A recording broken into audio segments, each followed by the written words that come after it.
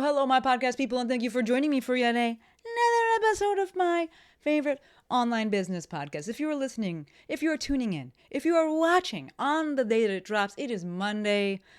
Oh my God, August 3rd. August. Welcome to August. So today we are talking about content and the fact that it will always be queen. This episode inspired by a few things. Number one, a conversation that I had with a client this morning. Number two, a recent program that I just launched that was a big success, and I'm still wow over it. Crew 52. If you're listening and you're in it, you're watching and you're in it, thank you. I'm just fucking. I'm stoked. For those of you who don't know, Crew 52 is a year of accountability for content creation.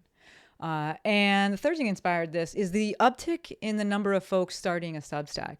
Regarding Substack and my feelings on it, I did a whole episode about this, a year ago. Time is a flat circle. So maybe it was 2 years ago. For all I know, it was 2 years ago. I actually don't know. But Courtney, Jojo, you can link those. Thank you. Link that. So thank you. Do what you want to do with Substack. You can hear my thoughts on it. They haven't changed. I have more to say now, but also do what you want to do. But if you follow me for a bit, and by a bit I mean back into the PT movement days, you know that I've always said as well that the nervous system is queen, and she is. And now we are today declaring that content is also queen and will also always be queen. And yes, that is because we can have more than one queen. Why? Because this is a matriarchy and we make the fucking rules. This is a maestroarchy, actually, on this right here. But in general, matriarchy, that's where we need to be. That's where we fucking need to be, because look at where we're at. Patriarchy ain't the way. But back to the episode. If you want to run an online business, you got to make content, period. All right? Even with an in-person business, you want to be found on Google, go follow Lex for this. You got to write those fucking blog posts. All right? Check Lex out for all that stuff. I'm going like this with my hand. If you're watching on the camera, it's because her office is right there. But you got to make content. All right. I was served a new to me creator the other day. She's in the online business space, and I'm still not sure how I feel about her. So I'm not going to mention her by name. I don't like to recommend people until I've vetted them. But you bet your ass that the first thing I did was check if she was on Instagram, because I found her on Threads. And then I went and checked her podcast episodes. Right. I call this giving people the opportunity to binge your brain. Right? We see this and we experience this with Netflix. Right? Don't recommend me. I'm talking to Netflix, not you, but also you. Don't recommend me a new show that has one season and 3 episodes. Immediately pass. I'm looking for a show with 6 seasons. Each season has 15 episodes. Each episode is an hour. Giddy up. Yes. We just watched Hacks. We fucking devoured that. And now we're on to The Bear. Those are shorter episodes. Don't love that, but it's probably better because I don't end up staying up as late. But I prefer nighttime. I can stay up till 1 a.m. every night. And I usually do. It's usually midnight. I force myself. But either way, we're on The Bear. And yes, Ted Lasso's coming back. So that's exciting. Week to week kind of thing. But we watched Ted Lasso all at once. We waited. And then I tend to wait with shows. I don't trust people's reviews. And I got to be like, all right, I'm going to give this thing a shot because I have other shows. But back to the brain binging. All right, it is what people want. Admittedly, I am people when I say that in that sentence. It's what people want. But I also do feel comfortable speaking for others in this instance. Right? As a consumer, content allows us to learn things, right? Meaning that the creator can provide value.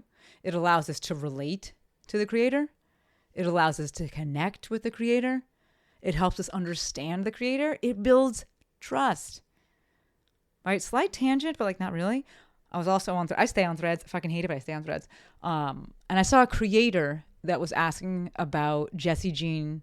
For those of you who don't know, Jessie Jean is the originator, I don't know, the owner of the App Challenge. If you know what that is, it doesn't fucking matter.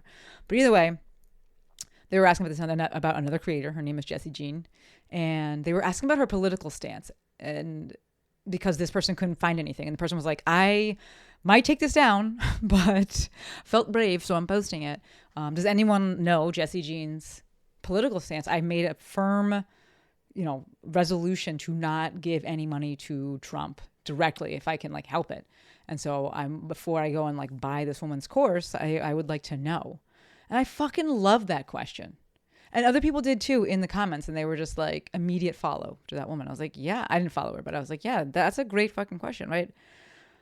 Side note, if you're new here and you haven't heard me say, I haven't said it in a bit, on this podcast, in this business, my business, it is now, always, and forever, fuck Trump, fuck ICE, and fuck this whole administration, right? And if you're silent, I am side-eyeing you.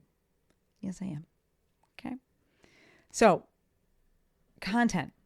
It allows us to learn these things about the creator, build trust. Right? As a creator, like I said before, it gives people a way to binge your brain. And that is completely different than picking your brain. And I fucking hate that phrase. Hate it. All right. And again, this is a byproduct of Netflix culture, but I actually have zero issue with this reality that people want to have a lot of stuff to consume when they find you. I don't think people should expect it or say anything to you about it. But also, you as a creator should not expect people to stick around if there isn't anything there. Okay? So another reason that I made this episode is because I've been thinking about things. What things? All the things. But I do think about things that kind of like, what does it mean for the future? How things are changing? And one of those things that I think about is AI, obviously. Side note. Oh, great sunset. I know I got a little distracted there, but really nice sunset. Side note, this predicting, that is all that social media is in general. Fucking the worst. There's so much on Instagram is people just like reporting stuff or predicting stuff. They're just like, here's all the bad shit that happened. And like, then they get an audience behind them. I'm like, this is the worst. What can I do about this? Or you go to, the fintech. I don't know how, I think it's pronounced fintech, financial tech side of things. It's fucking worse. I stay over there and I hurt my own feelings. But they just be predicting shit, but like nothing ever happens. All right, so don't watch it. If you care about your blood pressure, don't watch it. Because it is literally just lots and lots of speculation with zero action items. And zero repercussions for all the people that are doing bad shit that I guess is somehow legal, but also like, is it? Zero repercussions. All right. But back to the AI thing. You'll know I am, or if you don't know now, you do know, I'm very much into AI. I'm interested in it. I'm enjoying it. Yes, there are downsides. I know. If you don't like it, don't use it. If you hate me because of that, that is also very much your choice. Very much. But I have a whole other podcast all about AI. It's called Prompting Curiosity. You can go check it out. We will link that. Thank you, Courtney. Thank you, Jojo. But y'all know that there is a lot of speculation and there's a lot of catastrophizing, in my opinion, about the future and AI. And to me, one of the things that will always protect you and insulate you as a personal brand is content creation. Right? I would offer that human generated, and when I say human, I also mean like individual human created content is also fantastic for businesses and corporations, which is why they look to use what's called UGC, user generated content, and they reach out to influencers. I almost knocked that bowl over. But that's not my zone of genius, right? Knowing what businesses and corporations would know, their marketing side of things. But yes, AI can generate content. Yes, it can. And it can do it at scale, which is going to be its downfall. And it can do it quickly. Also, that's really the biggest thing that's going to contribute to the negative feelings around it. But it excels at mimicking, not creating, right? And I'm going to catch shit for this next part thing that I'm going to say, but I'm going to say it anyway, because I do think that it can be good at quote unquote creating music. And yes, I know it's trained on stolen shit. I'm not saying it's good that it's doing it. I'm saying that what it turns out goes viral. It's catchy. All right. And where I'm further going with this is that it can never replicate a concert. At least not, I don't see that happening anytime soon. Anytime soon. And I can't even, I have a DJ controller and I still cannot understand going to watch a DJ because I'm like, well, you just watch them hit the buttons. But like, it's a thing. And AI can't do that. Right? You can't go watch an AI. At least not now. Maybe in the future that's a thing where people will just go and watch a TV screen and watch their favorite AI thing, create. But as it stands right now, and I think as something that will always, I know something that will always be a thing, always, is the artist, the artistry, the performance, that type of content creation that AI can never replicate. All right. So what I'm getting at here is that content is queen, and it will always be queen. It is the way that we battle AI. It is the way that we will build trust with our audience. It is the way that we find our voice. It's the way that we get answers to our own questions about what the fuck am I doing? What am I even doing this? What am I even saying? You want to figure it out? Content. So this is an online business podcast, and that's the lens that I frame things through. And if you want to have an online business, you need a way to attract customers. Full stop. Of note, earning money. I'm talking about earning money by selling things to your audience, like monetizing your audience, not the platform itself, not getting paid by the platform itself. That's not what I do. I teach people how to build an audience that wants to pay them for stuff. All right. So taking what we're talking about with content creation and the fact that this is through an online business lens, because that's what this podcast is about. In order to have a business, you need to sell shit. You need customers. You need customers and clients. There's two ways to get customers or clients. It's organic or paid. That's it. Organic, we're looking at word of mouth. We're looking at social media.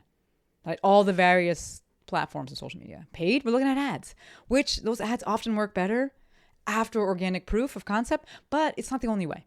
Right? Jill has actually told me about plenty of businesses that they are just like all ads all the time. It's all they've ever done. Okay, that's fine.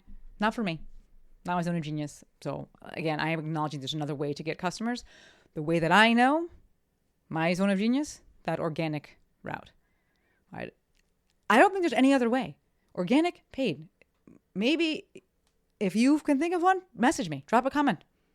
Right? I'm not challenging you here but I can't think of any. So lest I do the same bullshit as the fintech pods, all right, the fintech podcasts, I want to give you some action items and some specifics as it relates to content creation, right? The main point, however, of course, of this episode being that it's just to remind you that content is queen, and it always will be. So I want to cover where to start, where do you go, how much do you do, does it ever end? Spoiler, no, it doesn't ever end. It ends when you want the business to end, or you pass off to somebody else, but it never ends because we need clients coming in. All right, so where do you start when it comes to content creation? When I, as it relates to online business, I teach it in 3 phases. Right? First is social media, then email marketing, then productizing of a service. Productizing of a service meaning that you're going to build and sell something, launch, and sell something. Right? If we move down a level, right, to the actual content creation, we are looking at that social media bucket, going into email marketing as the foundation. Right? And when that's on lock, when we got social media on lock and we got email marketing on lock, that's when we think about diversifying how we reach and teach our people. Not where, but how we reach and teach our people. People have different learning styles, auditory, audiovisual, visual only. They like to read things, they like to hear things, and that's what we'll look to that's what I'm speaking about when I'm saying diversifying how you reach and teach your people. All right. Worth noting, folks who like to make money from the actual platforms themselves, they will oftentimes go lateral, right? So they may go from like Instagram and then over to TikTok, or they may have started like that. Whereas I will not tell you to do that. I'm going to tell you go pick one social media platform, one top of funnel platform, and then we go into email marketing, and then we will go into another type of content. And so my suggestion would be social media first, which is typically going to be audio-visual for most folks. TikTok, Instagram. Instagram is obviously my preference. Then we go into long-form written, which is going to be your email. Right? Then we go into audio only, which is going to be podcast. And then we can look to go into long-form audio-visual. Of note, when I say long-form written, I'm talking about email, but you can also double dip there and make it for blogging as well. All right, but you see that's going to come before you go into the podcast. That is more of a lift. And then I'm going to have long-form audio-visual, YouTube, being the last thing. All right. I recommend this order because I recommend this in general because it truly allows people to binge your brain, right? People learn differently. But if you go in this order, it allows you to repurpose content because social media, long form written, audio only, you could talk about the same thing on those 3 different things. Whereas on Instagram and TikTok, you may be like, or maybe you're putting the same things on both, but they're not going to hit the different platforms. Whereas you can, as Lux likes to say, talk about a little a lot. I talk a lot or about a little. She says it the other way. Talk a lot about a little. So if you've niched down, then you can be talking about the same kind of specific topics, but in these 3 different mediums, and you can be using the same idea and just repurposing. I also recommend this order because I think it's easiest to actually stick to it because it habit stacks, and it goes from what I perceive to be the easiest, kind of a lower lift, shorter, not as much like technical stuff is needed.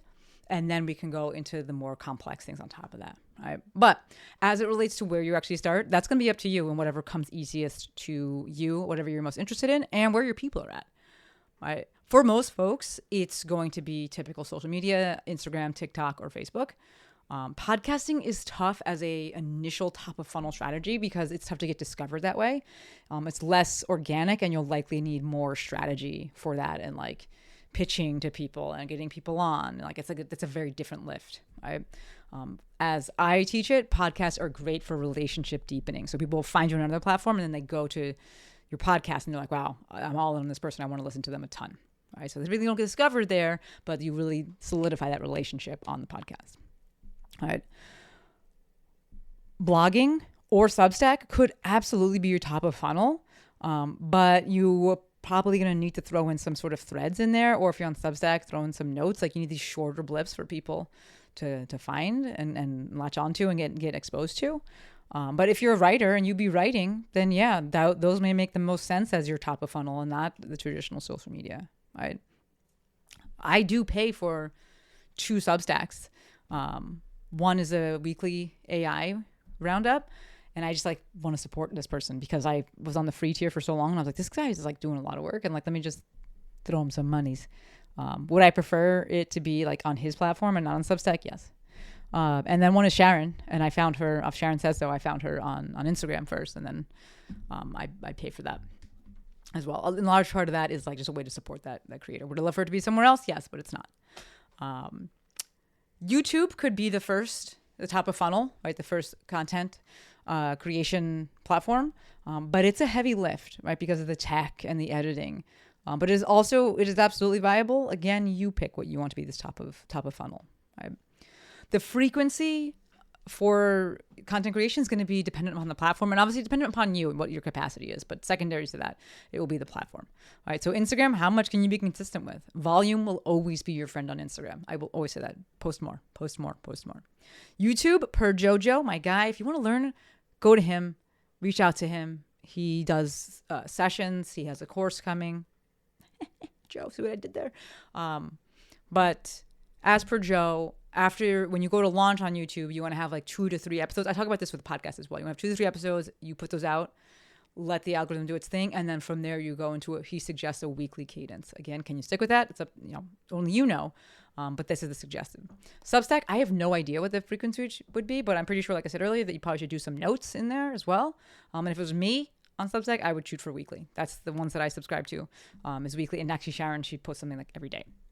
So you pick your primary platform, you go all in. When the habit is formed and content creation is second nature, then you layer on email, right? Because you don't own any of those platforms and you need a way to own the communication and then contact with your people, right? I recommend just asking for an email address before creating a lead magnet and going through all of that, right? You could just say something like, hey, you like this? You want to make sure we stay connected? You want more of this? Deeper dive?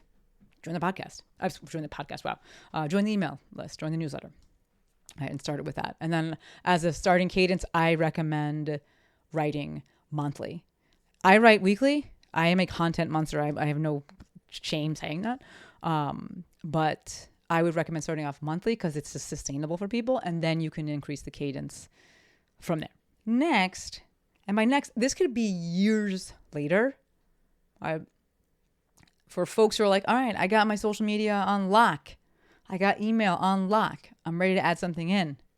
My recommendation would be a podcast. Right? It is all audio, right? And we are looking to diversify how we reach and teach people. We went from social media, and for most people, which is going to be audio visual, short form. Then we went to email, longer form, and it's all written. And now we're going to a longer form, or it could be short there, but it's still longer than Instagram, right? So medium to long form, audio only.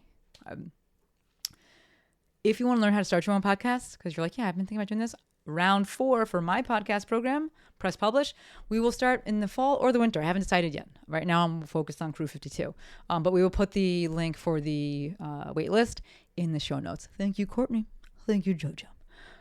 But for the podcast, my recommendation for frequency would be weekly. But again, do what you can do. I have clients who do bi-weekly, and that is what allows them to stay consistent. So that's the best cadence. Worth noting, I tell my folks audio-only podcasting, unless, one, you have the money to have someone else just edit it and edit those videos and upload. And by someone, Joe does this, right? If you want to have someone, you want to have the money to pay Joe to edit the videos, upload them, do something with them, clip them up. That it's not an easy task. So pay your people. You can do video if you have that, and if you've got all of your imposter syndrome shit out of the way, because people will be like, oh, I don't like how I look, or like, I don't know if I'm saying the right things, and it's going to take too long to make it. It is exponentially easier to do an audio only podcast than it is video and audio, or video podcast. I have both. This is a video podcast. My Prompting Curiosity is audio only. And that's strategic. And it has been a year. I tell folks to do 100 episodes of audio only before they go to video, because that's about 2 years worth of content. And by then you're like, all right, I got this. And like, I understand how to record. I can do it in one take. Like I don't stumble over my words. I don't have to do a ton of editing. But it is a much bigger lift to do a video podcast. And then what are you even doing with it afterward? You put it on YouTube? Okay. But you actually may be better off actually just doing shorter videos that are on specific topics. And if you want to know more about that, ask Joe. Okay? Ask Joe. So after you've gone through podcast, right? So first we said social media, then we go into newsletter, then we do a podcast. After that, that's when I would recommend layering in YouTube, right? Again, my guy Joe is the best for learning all things YouTube. We'll put his information in the show notes as well.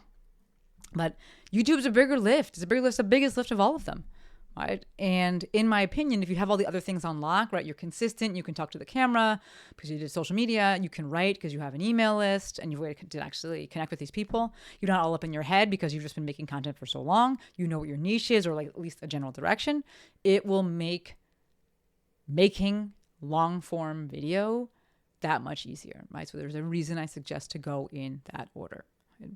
So I know that I am partial to this content creation approach as it relates to online business, because it's what I did.